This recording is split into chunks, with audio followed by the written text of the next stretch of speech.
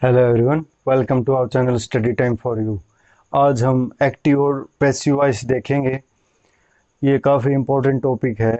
ये जो है लो लेवल मिडिल क्लास से लेकर graduation, H S C TET, UP TET, M P TET, R TET, सभी तरह के जो टीचर के एग्ज़ाम होते हैं उनमें ये जो है काफ़ी यूजफुल है। और जो सी जी लेवल के टेस्ट हैं उनमें भी ये बहुत ज़्यादा इस पार्ट से जो है क्वेश्चन पूछे जाते हैं। तो चलिए स्टार्ट करते, देख लेते हैं क्या कुछ एक्टिव और पैसिव वॉइस के रूल एंड रेगुलेशन है। तो एक्टिव का होता है अर्थ चुस्त, और जो है पैसिव का अर्थ होता है सुस्त। वैसे नॉर्मल लैंग्वेज में अगर हम देखते हैं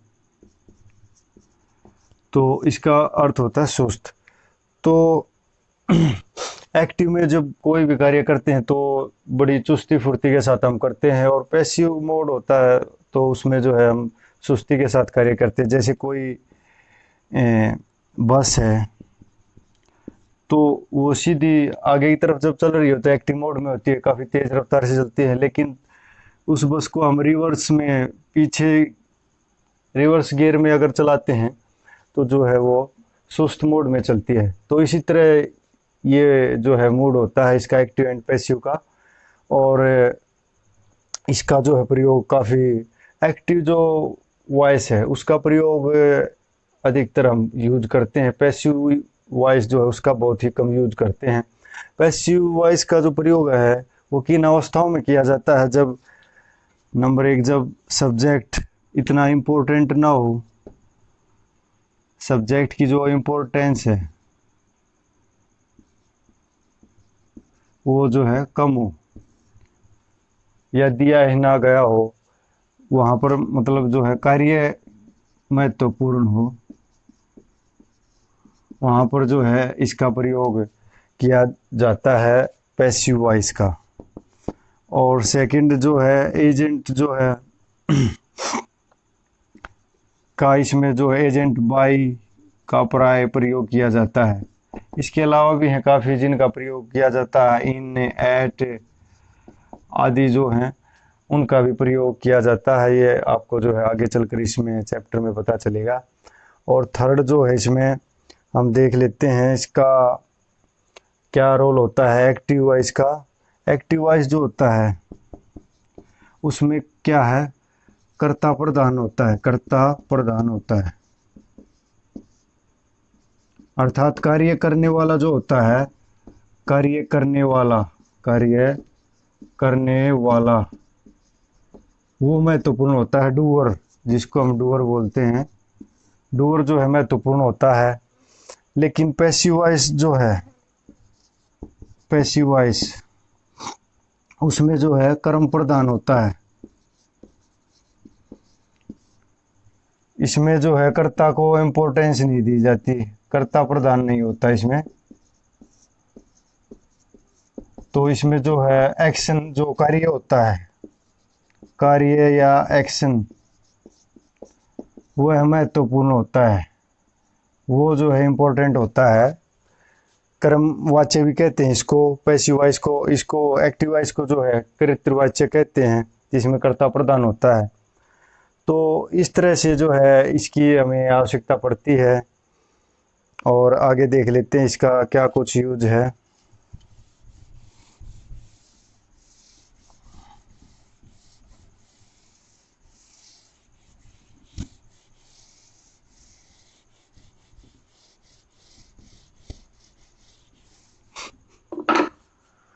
इसमें जो है पैसिव वॉइस जब हम बनाते हैं एक्टिव वॉइस से, एक्टिव वॉइस से जब पैसिव वॉइस बनाएंगे तो जो टेंस है वर्ब का, टेंस ऑफ वर्ब वो जो है चेंज नहीं होगा।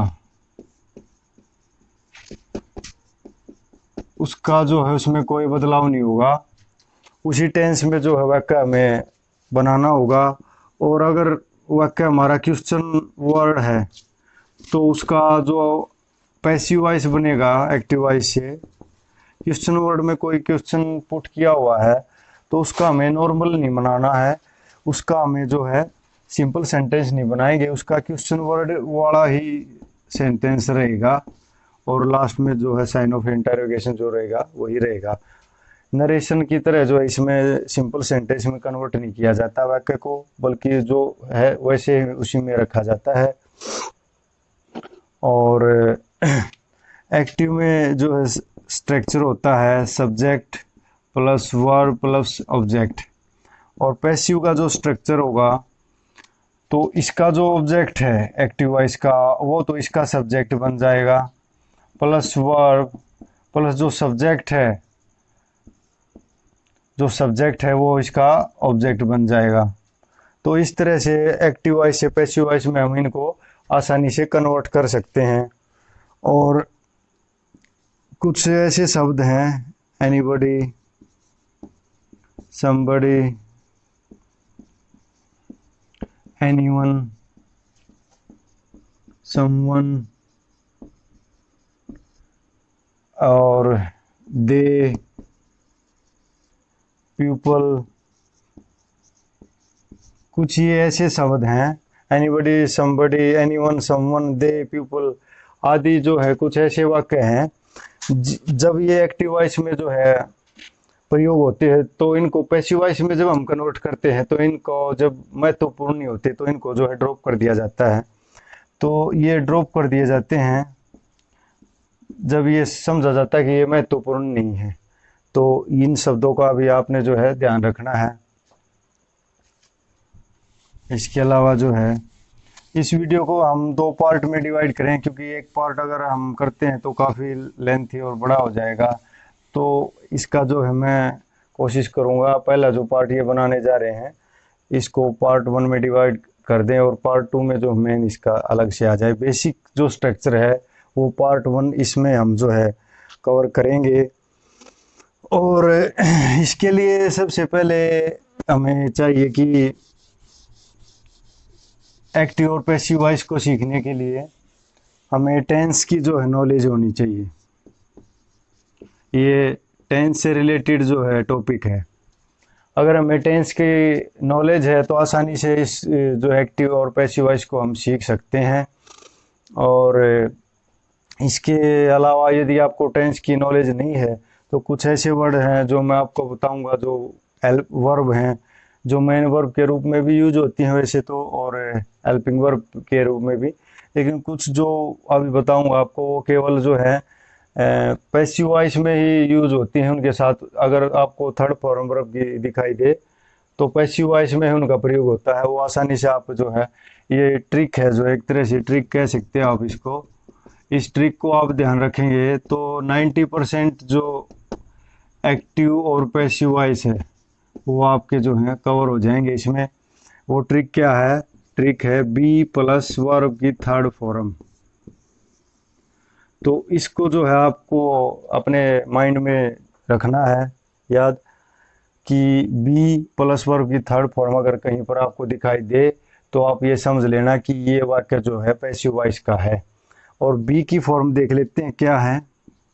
बी की फॉर्म देख लेते हैं इज, एम, आर, वॉज, वर,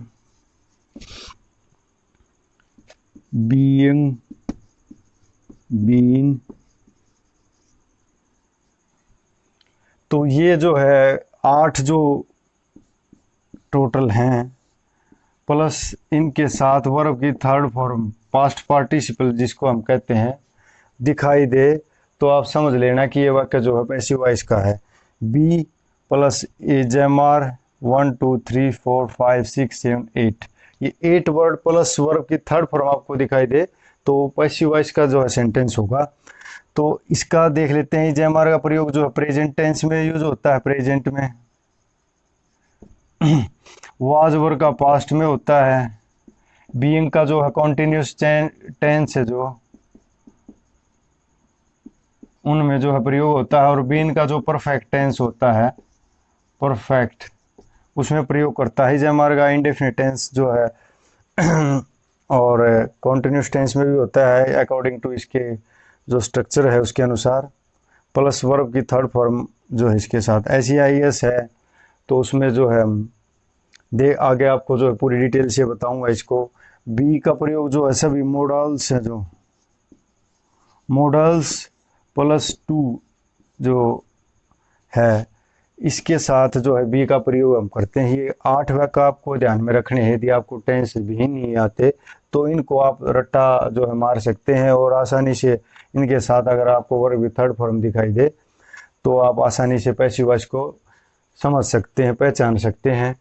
और इसके अलावा यदि आप टेंस रिवीजन करना चाहते हैं पूरी डिटेल के साथ, तो मैं आपको जो आई बटन में इसका जो है लिंक दे दूंगा इस वीडियो के साथ। आप वहां जाकर इसको आसानी से देख सकते हैं, समझ सकते हैं। उसके बाद इसको जो करेंगे तो आपको बहुत ज़्यादा आसान लगेगा कि एक्टिव पैसिव वॉइस जो है बिल्कुल बच्चों का खेल है।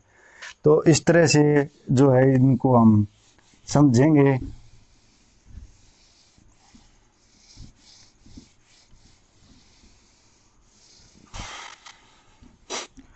और जो है फोर्थ बात जो है इसमें हमें ये ध्यान रखना है, एक्टिव वॉइस में जो सब्जेक्ट होता है, एक्टिव वॉइस का जो सब्जेक्ट होता है उसमें तो उसके अनुसार जो है वर्ब, हेल्पिंग वर्ब और मेन वर्ब जो होती है उसका प्रयोग हम करते हैं। लेकिन पैसिव वॉइस जब हम बनाते हैं तो इसका जो एक्टिव वॉइस का जो ऑब्जेक्ट होता है उसको हम इसका सब्जेक्ट बनाते हैं। तो इसमें जो और इसका ऑब्जेक्ट है उसके अनुसार हम जो है हेल्पिंग वर्ब और मेन वर्ब जो है उसका प्रयोग करेंगे। हमें ये नहीं देखना कि एक्टिव वॉइस में अगर इसमें हैव था और इसमें भी हम हैव लगा दें, नहीं, ऐसा नहीं करना है। एक्टिव वॉइस में एक वर्ब कहाँ होगा, एक इसी तरह का देख लेते हैं। ही राइट्स ए लेटर, वह एक पत्र लिखता है। तो यहाँ पर सब्जेक्ट क्या है, ही है। सब्जेक्ट और वर्ब प्लस एस या ई एस प्लस ऑब्जेक्ट। तो इसका जो है हम बनाएंगे तो इसके जो ऑब्जेक्ट है इसको पहले ले आएंगे। ये एक्टिव वॉइस का वाक्य है। पैसिव वॉइस में अगर कन्वर्ट करेंगे तो इस एक्टिव वॉइस का जो ऑब्जेक्ट है उसको आगे लेके आएंगे, जैसे ए लेटर। तो इसके ए लेटर के साथ इस टेंस में हम क्या प्रयोग करते हैं, इज एमर का प्रयोग करते हैं। सिंगुलर के साथ इज का प्रयोग, और आई के साथ एम का प्रयोग करते हैं, और आर का प्रयोग सभी प्लूरल नाउन या प्रोनाउन जो भी हैं उनके साथ आर का प्रयोग करते हैं। तो ए लेटर या सिंगुलर थर्ड है तो सिंगुलर के साथ जो है हम क्या प्रयोग करेंगे, इज का। ए लेटर इज, और इसके साथ जो है थर्ड फॉर्म लगा देंगे, रिटन बाई, ही का हो जाएगा हिम। तो इस तरह से ये हो जाएगा। ये जैसे इसमें हमें ये ध्यान रखना है कि टेंस, टेंस में आपको भ्रमित नहीं होना। टेंस जो है जिस टेंस में वर्ब है उसी में रखना है, दूसरे में चेंज नहीं करना है। तो सबसे पहले हमें ये भी ध्यान रखना है, एक्टिव वॉइस में जो है, एक्टिव वॉइस का जो वाक्य होता है उसमें सब्जेक्ट कुछ और होता है, उसके अनुसार जो है अलग वर्ब का प्रयोग होता है। और पैसिव वॉइस में जब हम बनाते हैं एक्टिव वॉइस का तो उसको जो ऑब्जेक्ट है उसको सब्जेक्ट के रूप में प्रयोग करते हैं। तो उसके अनुसार जो है हमें हेल्पिंग वर्ब और वर्ब की थर्ड फॉर्म तो सभी के साथ लगेगी पैसिव में। लेकिन जो हेल्पिंग वर्ब है उसका हमें यह ध्यान रखना है कि वो जो है ऑब्जेक्ट से जो सब्जेक्ट बना है उसके अनुसार बनेगी। जैसे देख लेते हैं एक जो है एग्जाम्पल देख लेते हैं, जैसे I have written a letter.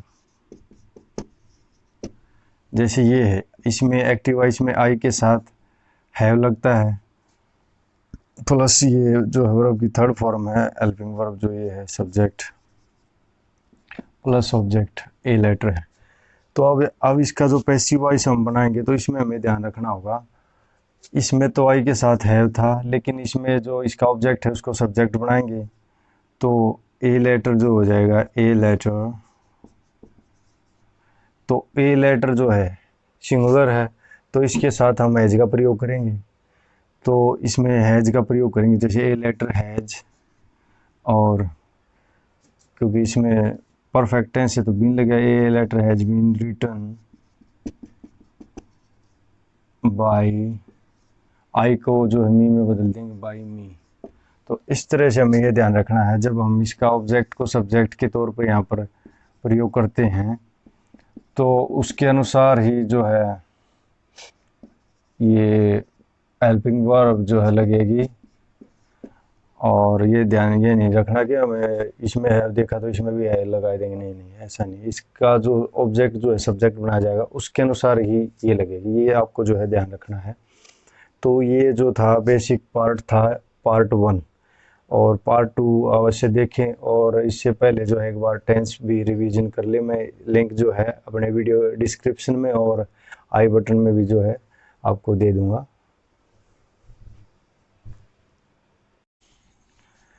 Table देख लेते हैं प्रोनाउंस की।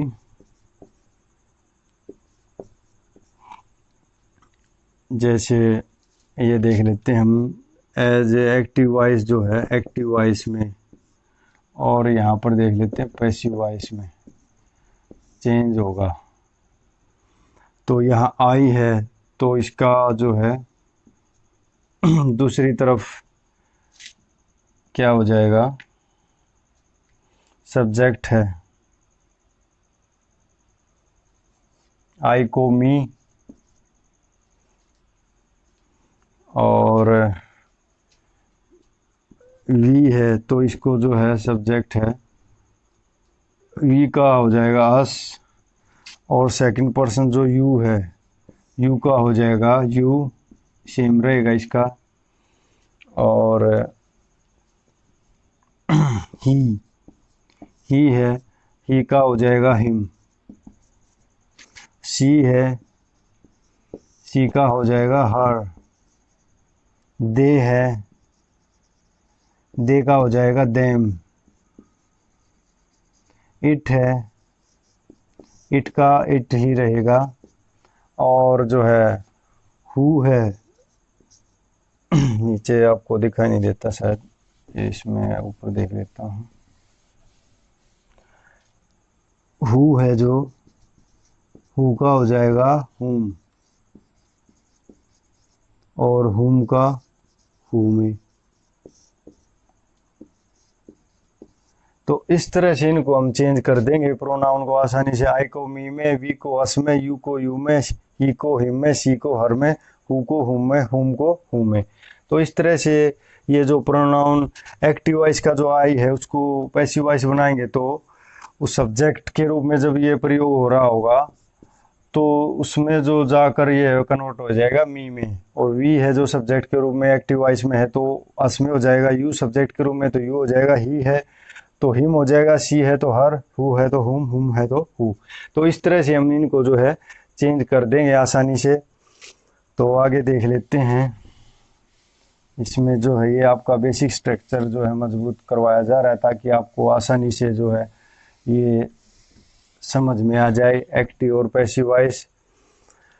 तो अब इसमें ये सवाल होता है भी पैसिव वॉइस को हम कैसे बनेगा, कौन सी वर्ब का बनेगा।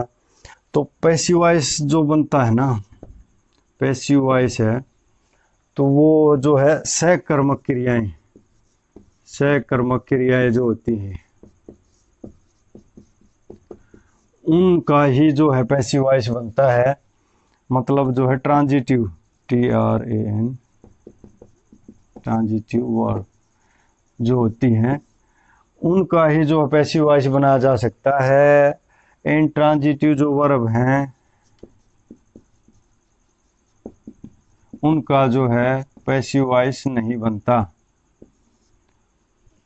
एक्सेप्शन रूल भी है इनके, इनके साथ अन्य जैसे प्रीपोजिशन आ जाए, प्रीपोजिशन तो वो ट्रांजिटिव के रूप में इनका प्रयोग होता है।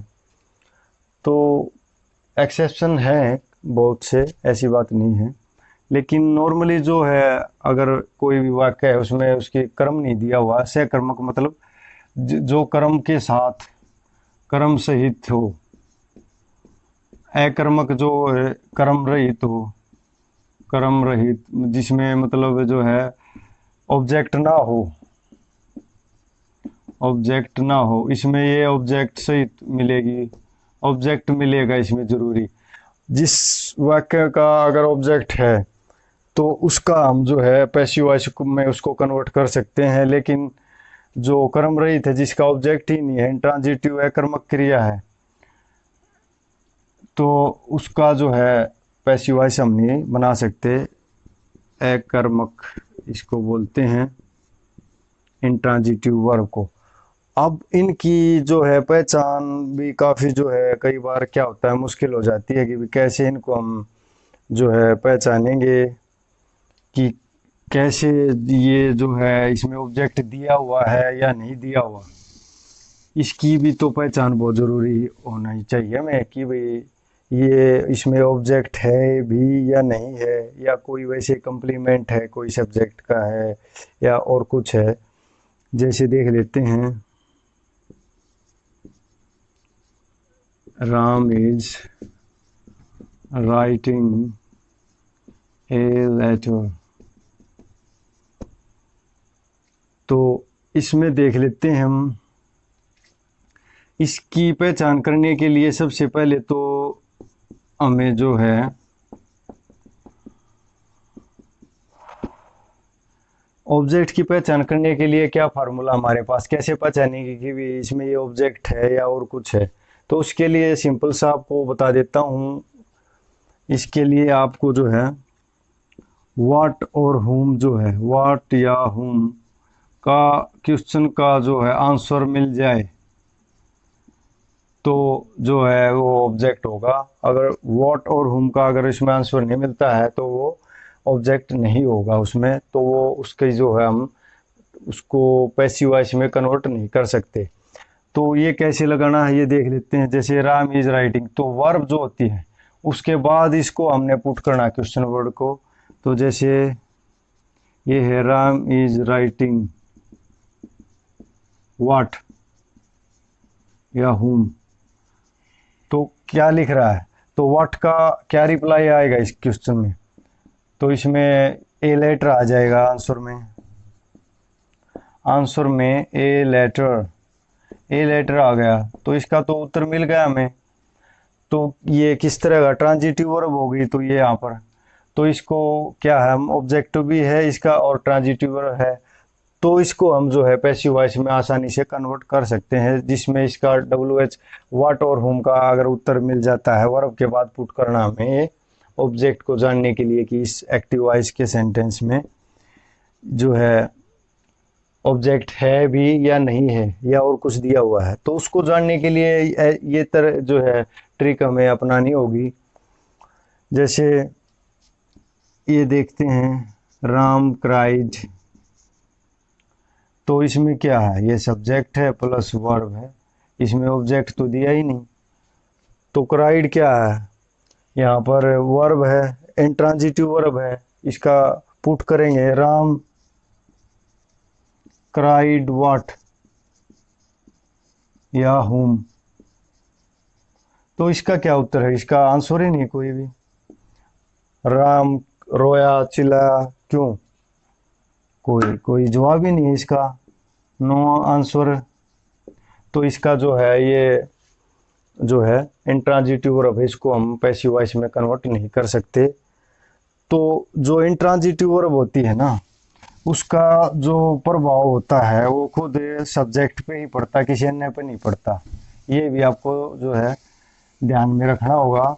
जो इंट्रांजिटिव वर्ब होती है, इंट्रांजिटिव जो वर्ब होती है उसका जो इफेक्ट जो पड़ता है वो खुद पे पड़ता है, अन्य किसी पे नहीं पड़ता, सब्जेक्ट पे वापस पड़ता है। और जो ट्रांजिटिव वर्ब होती है उसका इफेक्ट जो कार्य पर पड़ता है, कार्य या एक्शन जो कर्म है तो उस पर इसका प्रभाव पड़ता है, लेकिन इसका खुद सब्जेक्ट पे ही आ जाता है। तो ये आपको ध्यान रखना है। ट्रांजिटिव वर्ब में जो है कार्य पर, सब्जेक्ट जो है डूअर, एक्शन पर उसका प्रभाव पड़ता है, लेकिन इस पे जो है इसी पे रहता है, सब्जेक्ट से सीमित रहता है। तो ये आपको बताइए कैसे हम इनको ट्रांजिटिव वर्ब और इंट्रांजिटिव वर्ब को हम पहचान सकते हैं। ट्रांजिटिव जिसमें कर्म की आवश्यकता होती है, अर्थात से ऑब्जेक्ट चाहिए उसको, और इंट्रांजिटिव अकर्मक क्रिया तो जो कर्म रहित होती है, जिसमें ऑब्जेक्ट की आवश्यकता नहीं होती। तो इस तरह से हम इनकी जो है आसानी से पहचान कर सकते हैं। और इसको डब्लू वाट और हुम जो इसमें ऐड करके हम इसका आसानी से पता लग सकता है कि भाई ये क्या है, ट्रांजिटिव है या इंट्रांजिटिव है। तो इसमें हम जो है डेफिनेशन और देख लेते हैं। आपको डेफिनेशन भी, ट्रांजिटिव जो वर्ब होती है सहकर्मक क्रिया, a verb which has an object that receive the action to complete its meaning in the sentence is called transitive verb. A verb which has an object, जिसका कोई ऑब्जेक्ट होता है, दैट रिसीव द एक्शन, जो कार्य को प्राप्त करता है, टू कंप्लीट इट्स मीनिंग, अपने मीनिंग को पूर्ण करने के लिए, इन द सेंटेंस, वाक्य में, तो वो है जो है ट्रांजिटिव वर्ब कहलाती है। जैसे सी लाइक्ड मी, सब्जेक्ट सी, लाइक्ड वर्ब, और मी जो है ऑब्जेक्ट है। ऑब्जेक्ट ये जो है, तो इसका ऑब्जेक्ट दिया हुआ है, रिसीवर है, सी का रिसीवर है ये। तो इस तरह से जो है इसका जिसका ऑब्जेक्ट दिया हो तो वो ट्रांजिटिव वर्ब कहलाती है। इंट्रांजिटिव वर्ब की डेफिनेशन देख लेते हैं। Verb which does not have an object to receive the action to complete its meaning in sentence is called intransitive verb. Its tell us something about subject itself. ये केवल a verb, एक ऐसी verb does not have, जिसका नहीं होता object, to receive the action, जो कार्य को लेने के लिए, रिसीव करने के लिए, टू कंप्लीट सी मीनिंग, अपना अर्थ पूर्ण करने के लिए, इन द सेंटेंस, वाक्य में, तो वो इंट्रांजिटिव वर्ब कहलाती है। तो इसमें इट्स टेल अस, ये हमें बताता है समथिंग अबाउट सब्जेक्ट इटसेल्फ, केवल सब्जेक्ट के अपने के बारे में ही जो है बारे में बताता, और किसी अन्य जो है चीज़ के बारे में नहीं बताता। तो ये जो है इसका बेसिक स्ट्रक्चर था, और कुछ ये जो है रूल थे। पार्ट 2 में जो है आपको अब पूरी डिटेल से करवाया जाएगा कि कौन से टेंस में किसका प्रयोग होता है। तो ये जो है लेकर चलिए आप। जैसे प्रेजेंट टेंस है, जैसे उसमें डू डज जो एक्टिव वॉइस में यूज होते हैं, पैसिव वॉइस में जो है इनका प्रयोग नहीं करते हम। इनकी जगह जो बता है इजमार आदि का जो है प्रयोग हम करते हैं अकॉर्डिंग टू सब्जेक्ट। सिंगुलर है तो इज, और आई के साथ है, आर का प्रयोग प्लूरल नाउन या प्रोनाउन के साथ। और डिड जो है पास्ट टेंस का डिड होता है, ये भी जो है एक्टिव वॉइस में ही यूज होता है। पैसिव वॉइस बनाएंगे तो उसमें जो है ड्रॉप कर दिया जाता है, जैसे डू डज ड्रॉप कर दिए जाते हैं पैसिव वॉइस बनाते वक्त, ऐसे डिड भी जो है इसमें ड्रॉप कर दिया जाता है। और इसकी जगह जो है एन हेल्पिंग वर्ब है, जो उनका प्रयोग वाज वर्ब वगैरह जो है उनका प्रयोग जो है हम प्लस उनके साथ जो है वर्ब की थर्ड फॉर्म जो है वाज वर्ब वगैरह जो है प्लस वर्ब की third form according to sentence और टेंस, तो उनका प्रयोग करते हैं। तो ये सब जो है इसका बेसिक जो स्ट्रक्चर था। आशा आपको ये है जो है समझ में आया हुआ। पहले इसको जो है टेंस को देखें आपने, टेंस अगर नहीं देखे हैं तो मैंने पूरी जो है लेक्चर उसका बनाया हुआ है। उसके बाद ये जो बेसिक पार्ट इसका 1 देखें, और उसके बाद जो है पार्ट 2 आपको जो है जल्द ही अभी करवाते हैं।